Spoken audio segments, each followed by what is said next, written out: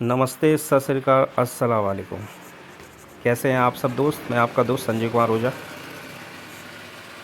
आज हम जानेंगे किसी भी कंपनी का फंडामेंटल एनालिसिस करना। कंपनी कैसी है, क्या वैल्यू पे मिल रही है, उसकी full detail. So let's get start. This topic will help you understand fundamental analysis and it's important. You will also be introduced to the different tools used for fundamental analysis.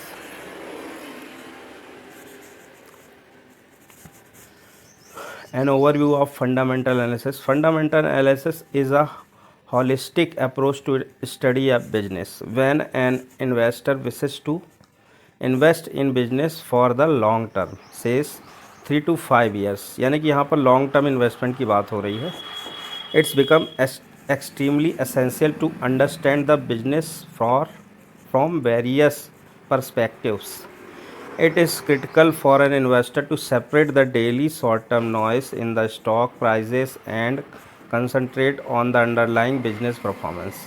यानी कि किसी भी investor के लिए ये बहुत कठिन होता है कि उसका जो मार्केट प्राइस है वो फ्लक्चुएट हो रहा है डेली और तरह तरह की न्यूज़ेज़ आ रही हैं, तो उसमें कैसे कंसंट्रेट करें, इसके बारे में हम आगे देखते हैं. Over the long period the stock prices of a fundamentally strong company trend to appreciate, hereby creating wealth for its investor. We have many such example in the Indian market like Infosys, PCS, Page Industries, Eicher Motors, Bosch India, Nestle, TTK Prestige, etc. यानी कि ये बड़ी कंपनियां जिन्होंने long time में बहुत अच्छा return दिया है अपने इन्वेस्टर को, और ये फंडामेंटली बहुत ही स्ट्रॉन्ग कंपनियां हैं और सभी इन्वेस्टर इनको अप्रिसिएट करते हैं लॉन्ग टर्म के लिए. Each of these companies has delivered on an average over 20% compounded annual growth return CAGR year on year for over 10 years. यानी कि जैसा कि आप देख सकते हैं लास्ट 10 सालों में ये कंपनी ने 20% का कंपाउंडेड एनुअल ग्रोथ रिटर्न दिया है, जो कि सभी इन्वेस्टर के लिए काफ़ी अच्छा रिटर्न है जो भी इसमें इन्वेस्टेड है. सो ये कंपनी बहुत ही स्ट्रॉन्ग फंडामेंटल में है. To give you a perspective, at a 20 CAGR, the investor would double his money in roughly about 3.5 years. मतलब 3.5 साल में आपका पैसा 20% के CAGR से बढ़ता है तो डबल हो जाता है. जैसे कि किसी इन्वेस्टर ने इन कंपनियों में 10,000 लगाए होते तो वो 3.5 साल में 20,000 हो गए होते, और लास्ट के 10 साल में तो लगभग 4 टाइम्स हो गए होते. Higher the CAGR, faster is the wealth creation process. Some companies such as Bosch India Limited have you deliver close to 30 CAGR. यानी कि इनमें जो सबसे अच्छा बेस्ट CAGR से ग्रो किया है बॉस कंपनी ने किया है. और therefore you can imagine the magnitude and the speed at which wealth is created if one would invest in fundamentally strong company. Long term wealth creation. Below you can see long term chart of Bosch India, Eicher Motors and TCS that can set you thinking about long term wealth creation. Do you remember? Are just 3 example among the many that you may find in Indian stock market. जैसे कि आप chart में देख सकते हैं, ये जो chart हमारे सामने दिया हुआ है ये बॉस कंपनी का है. अब 2009 से जब इस चार्ट को हम देखना चालू करते हैं तो ये इसका जो ट्रेंड है ये सीधे अप ट्रेंड में है. देखिए मार्केट कंडीशन जो भी रही हो, बीच बीच में छोटे छोटे डिप ज़रूर आए हैं, बट जैसा आप देख सकते हैं इसका जो ट्रेंड है ये सीधे ऊपर की तरफ ही आ रहा है, मतलब ये अप ट्रेंड में है. और ये 32% का CAGR दिया है सिंस 2009 से. बेस्ट कंपनी थी ये लास्ट 10 ईयर्स की. Who is a fundamental analyst? ये बहुत कॉमन क्वेश्चन है जो एवरी इन्वेस्टर के माइंड में आता है. It is a common misconception that only chartered accountants and professionals from commerce background can be good fundamental analyst. मतलब आप कॉमन सेंस की बात है कि जिसने भी पढ़ाई की हुई होगी कॉमर्स बैकग्राउंड से, या फिर चार्टर्ड अकाउंटेंट था, या फिर प्रोफेशनल ट्रेडर इन्वेस्टर है, उसके लिए किसी भी कंपनी का फंडामेंटल एनालिसिस करना बहुत ही आसान होता है। यानी साफ शब्दों में कहें कि जिसने भी थोड़ी भी पढ़ाई की होगी कॉमर्स रिलेटेड, जिसको बेसिक भी आता होगा, वो ईज़िली समझ सकता है फंडामेंटल एनालिस्ट होता क्या है। This is not true at all. A fundamental analysis just add 2 and 2 ensure it sum up to 4। मतलब किसी भी प्रोफेशनल के कंपेयर में अगर हम सोचते हैं कि वो हमसे ज़्यादा अच्छा कर सकता है, तो आप यानी कि गलत हैं। क्योंकि फंडामेंटल एनालिस्ट सिर्फ इतना ही है कि अगर आपसे 2 और 2 कितना होता है, 4 होता है, अगर ये पता है तो फिर आप फंडामेंटल एनालिसिस आसानी से कर सकते हैं। Here is the some keyword. To become a fundamental analyst, you will need a few basic skills: understanding the basic financial statements, understand businesses with respect to the industry in which it operates, basic arithmetic operations such as addition, subtraction, multiplication and division etc। यानी कि जो basic technique होती है fundamental analysis करने की, वो हमारे यानी कि मैथ्स के जो फॉर्मूलाज़ हैं, जो बेसिक हैं, यानी कि एडिशन, सब्ट्रैक्शन, यानी कि जोड़ना, घटाना, गुणा, भाग, इनसे हम इजीली वो कर सकते हैं और जान सकते हैं किसी भी कंपनी के बारे में। The objective of this module on fundamental analysis is to ensure that you gain the first 2 skill set, technical analysis versus fundamental analysis. अब यहाँ पर टेक्निकल एनालिसिस के बारे में भी बताया गया है। Technical analysis helps you Garner quick short term return. मतलब टेक्निकल एनालिसिस जब हम देखते हैं तो हम ये चाहते हैं कि हमें जो फ़ायदा हो वो छोटे टाइम फ्रेम में हो, मतलब शॉर्ट टर्म में हो। It help you time the market for a better entry and exit. इससे हम जान पाते हैं कि कब हमें एंट्री करना है और कब हमें एग्जिट करना है। हाउएवर ये is not a effective approach to create wealth. मतलब आपको अगर बहुत बड़ी वेल्थ क्रिएट करनी है तो फिर आप टेक्निकल एनालिसिस की आपको ज़रूरत नहीं होती, उसके लिए सिर्फ फंडामेंटल एनालिसिस ही काफ़ी होता है। बट आप ये जानना चाहते हैं किसी के प्राइस की मूवमेंट कब अप यानी कि अप ट्रेंड में जाएगी, कब डाउन ट्रेंड में जाएगी, तो उसके लिए हमें टेक्निकल एनालिसिस जानना बहुत ज़रूरी होता है। Wealth is created only by making intelligent long term investment. However both technical analysis and fundamental analysis must coexist in your market strategy. To give you a perspective, that let me reproduce the chart of Eicher motor। अब यहाँ Eicher motor का chart देखेंगे अपन। जैसे कि आप देख सकते हैं आइसर मोटर का चार्ट 1996 से लेके अभी तक का। अब इसको आप गौर से देखेंगे तो इसने 2009 तक कोई ख़ास परफॉर्मेंस नहीं दी थी। थोड़ा सा 7 और 8 में ये थोड़ा सा इसमें मूवमेंट आई थी, जैसा कि आप देख सकते हैं। बट उसके बाद ये 9 में थोड़ा डाउन गया, फिर उस 9 के एंड से जो बढ़ना चालू हुआ है, उसके बाद इसमें जो मूवमेंट आई है वो रुकी नहीं और अभी तक कंटिन्यू है। और इसका CAGR देखेंगे आप तो आप सरप्राइज़ हो जाएंगे, 104% का है 2009 से। मतलब इसका ये जो CAGR है, इसके हिसाब से इसने लगभग हर साल पैसे को डबल किया है। एवरेज रिटर्न देखें लास्ट 10 साल की, तो ये बात की बात है कि किसी साल ने इसने 200% किया होगा, किसी साल में इसने 10-20% का रिटर्न दिया होगा, और किसी साल में 300% बढ़ गया होगा। जैसे कि अभी कोरोना आया था, उसके बाद कुछ शेयर ने आउट परफॉर्म किया था, वो 3-4 गुना हो गए थे।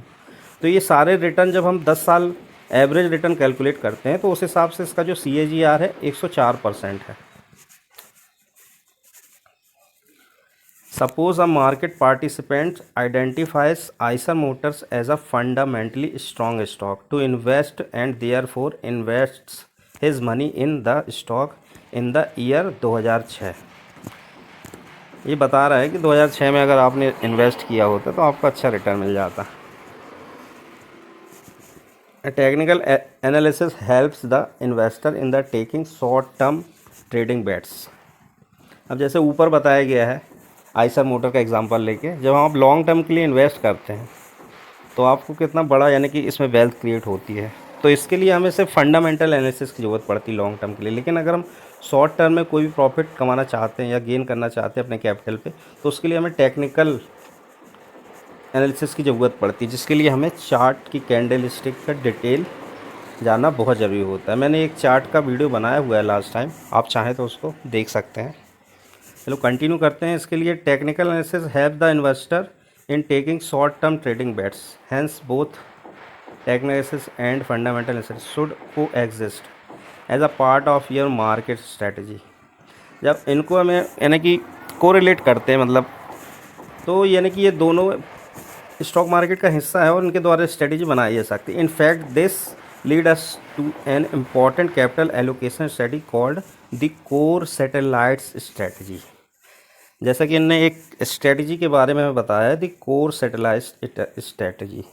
अब ये कोर सैटेलाइट स्ट्रेटजी होती क्या है, इसको हम आगे समझते हैं। To understand the core satellite strategy, let's say a market participant has a corpus of 5 lakh, मतलब 5 लाख रुपए हैं किसी भी पार्टिसिपेंट के पास। तो this corpus can be split into unequal portion, मतलब इनको दो भागों में बांट दीजिए पर वो इक्वल ना हो। For example the split can be 60-40%, मतलब 60% एक तरफ कैपिटल और विच इज़ मतलब 3 लाख के आसपास होगा। 60% can be invested for a long term, मतलब आप 3 लाख रुपए, अगर आपके पास 5 लाख रुपए हैं तो उसको 3 लाख रुपए आप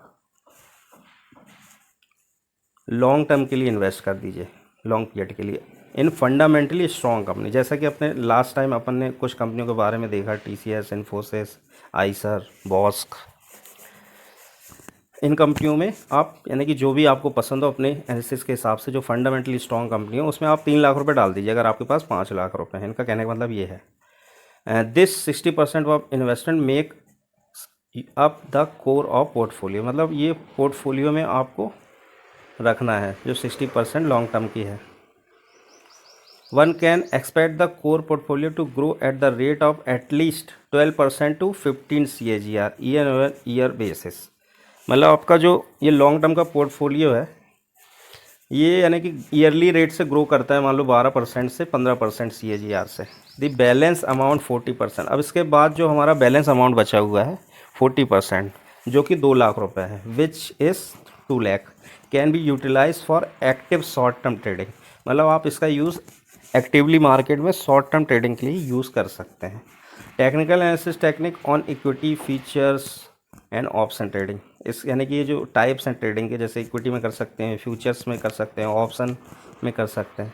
this satellite portfolio can be expected to yield at the at least 10% to 12% absolute return on a yearly basis. अब ये जो अपन सैटेलाइट पोर्टफोलियो में ये जो सिस्टम बना रहे हैं, 60% हमने लॉन्ग टर्म में डाला और जो 40% है उसको हम ट्रेडिंग के लिए रख रहे हैं, तो ये जो इसका जो एब्सोल्यूट रिटर्न आएगा ये 10 से 12% ईयरली आएगा। हाँ, अब इसके बाद देखते हैं हम टूल्स ऑफ फंडामेंटल एनालिसिस। अब इसके लिए जब हम किसी भी फंडामेंटल एनालिसिस करते हैं तो इसके कुछ टूल्स देखने पड़ते हैं जो इस प्रकार हैं। The tools required for fundamental analysis are extremely basics, most of which are available for free, specially you would need the following, मतलब ये सब फ्री में उपलब्ध हैं। किसी भी ब्रोकरेज जो भी आप यूज़ कर रहे हैं उसमें कंपनी की डिटेल में जाएंगे तो आपको सारी चीज़ें ईजिली मिल जाएंगी, बस आपको थोड़ा सा उनको देखना पड़ेगा, रिसर्च करनी पड़ेगी। Annual report of the company, यानी किसी भी कंपनी का फंडामेंटल एनालिसिस देखने के लिए आपको ये जो पॉइंट दिए हुए हैं ये बहुत ज़रूरी है। जैसे annual report of the company, all the information that you need for fundamental analysis is available in the annual report, you can download the annual report from the company website for free, यानी company की website से ये free में उपलब्ध हो जाती है। इसके अलावा ब्रोकरेज साइटें भी ये प्रोवाइड करवाती हैं। इसके अलावा जब इनके रिज़ल्ट आते हैं तो न्यूज़पेपर आर्टिकल वगैरह में भी कहीं कहीं ये मिल जाती है। फिर सेकेंड है इंडस्ट्री रिलेटेड डेटा, यानी कि आपको ये भी पता होना चाहिए कि जो कंपनी किस इंडस्ट्री से बिलोंग करती है और अदर कंपनीज कैसा परफॉर्म कर रही हैं, इसलिए हमें कंपेयर करना बहुत ज़रूरी होता है फंडामेंटल एनालिसिस में। You will need industry data to see how the company understand duration is performing with respect to the industries. Basic data is available for free and it is usually published in the industry association website. यानी कि ये सारा data आपको इनके website में मिल जाएगा. Access to the news. अब न्यूज़ में भी सारी चीज़ें आपको मिल जाएंगी और ये ज़रूरी है देखना. Daily news help you stay updated on the latest development happening both in the industry and the company you are interested in. A good business newspaper or service such as Google Alert can help you stay abreast of the latest news. मतलब आप किसी भी newspaper से ये सारी चीज़ें देख सकते हैं जो भी बिजनेस रिलेटेड न्यूज़पेपर होते हैं, और आप अपने मोबाइल में चाहें तो अलर्ट डाल सकते हैं गूगल न्यूज़ का. वो भी आपको अपडेट करता रहेगा, और अपडेट होना बहुत ज़रूरी होता है डेली न्यूज़ के हिसाब से. और जिस भी कंपनी में आप इंटरेस्टेड हैं उसकी न्यूज़ ज़रूर देखें. MS Excel, although not free, MS Excel can be extremely helpful in fundamental calculation. MS Excel का यूज़ हम फंडामेंटल एनालिसिस में कैलकुलेशन के लिए करते हैं. With just these 4 tools, one can develop a fundamental analysis that can revolve institutional research. You can believe me when I say that you don't need any other tools to do good fundamental research. In fact, that even at the institutional level, the object is keep the research simple and logic. अब next section है अपना जो कि है ARBL annual report. Financial highlights. This contains the bird's eye view on how the financial of the company looks for the year gone by. The information in this section can be in the form of a table or a graphical display of data. This section of the annual report generally does a multi-year comparison of the operating and business metrics. अब जैसा कि ये आप data देख सकते हैं, business की growth कैसे हुई ईयर बाय ईयर, और शेयर होल्डर वैल्यू एक्रिसरेशन का, यानी कि लेफ़्ट साइड बिजनेस ग्रोथ का दिया है, दूसरी साइड शेयर होल्डर वैल्यू का दिया हुआ है.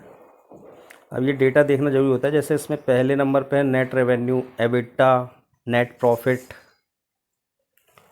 ये कंपनी के बारे में दिया है, ईयर बाय ईयर कंपनी कैसा ग्रोथ कर रही है, क्या है इस बार उसने प्रॉफिट जनरेट किया कि नहीं, एबिटा में उछाल आया कि नहीं आया, नेट प्रॉफिट ग्रो हो रहा है कि नहीं. इसके हिसाब से कंपनी की ग्रोथ देखते हैं. अब यहाँ शेयर होल्डर का वैल्यू है. जैसे इसमें भी आप देख सकते हैं अर्निंग पर शेयर बढ़ा कि नहीं बढ़ा. जैसे कोई कंपनी अपने शेयर होल्डर को रिजल्ट आता है, जैसे क्वार्टरली आया, लास्ट क्वार्टर में उसकी अर्निंग पर शेयर 10 रुपीज़ है.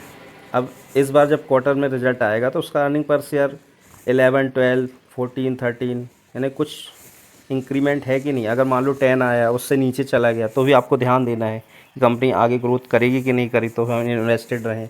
अगर आपको लग रहा है कि उसका एक के बाद एक अर्निंग पर शेयर गिरता जा रहा है, तो आपको उस कंपनी से एग्ज़िट कर लेना चाहिए. इसके अलावा है बुक वैल्यू पर शेयर और मार्केट कैपिटलाइजेशन, यानी कि कंपनी की मार्केट कैप बढ़ रही कि नहीं और कितनी है. अब जैसे 5,000 के ऊपर वाली जो मार्केट कैप कहलाती हैं वो स्मॉल कैप कहलाती हैं.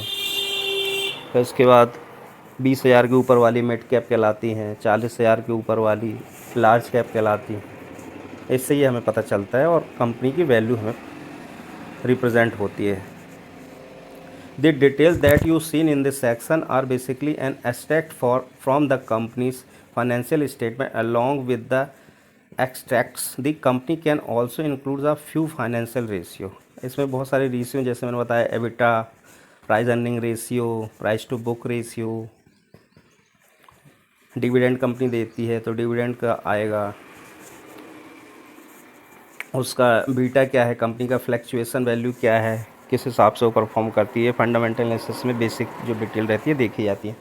और which are calculated by the company itself. It briefly look through this section to get an overall idea, but I do not like to spend too much time on it. मतलब हमें इसमें बहुत ज़्यादा समय भी नहीं देना है. The reason for looking at the this section briefly is that I would any way calculate this and many other ratio myself. While I do so, I would gain greater clarity on the company and its numbers. Needless to say over the next few chapters. Will understand how to read and understand the financial statements of the company, and also how to calculate the financial ratios. Management statement and management discussion and analysis. These two sections are quite important. I spent time going through this section. Both these sections give you a sense of what the management of company has to say about their business, the industry in general, as an investor or as a potential investor in the company. Every word mentioned in this section is important. In fact, some details related to the qualitative aspects can be found in these two sections of the AR. जैसे उसे बताया गया है, इसमें हमें management की commentary ज़रूर सुननी है. ये भी एक यानी कि फंडामेंटल एनालिसिस का एक पार्ट है, क्योंकि इसमें वो बताते हैं कि वो आगे क्या ग्रोथ देख रहे हैं, उनकी कंपनी में क्या क्या डेवलपमेंट हो रहे हैं, वो क्या कोई एक्विजिशन कर रहे हैं, इनऑर्गेनिक ग्रोथ या ऑर्गेनिक ग्रोथ किस प्रकार की हो रही है उनकी कंपनी में, क्या वो कहीं कोई प्लान डाल रहे हैं या वो कोई नया प्रोडक्ट लॉन्च कर रहे हैं. इसलिए हमें ये कमेंट्री जरूर देखनी है. इसी के साथ हमारा ये फंडामेंटल एनालिसिस का पार्ट ख़त्म होता है.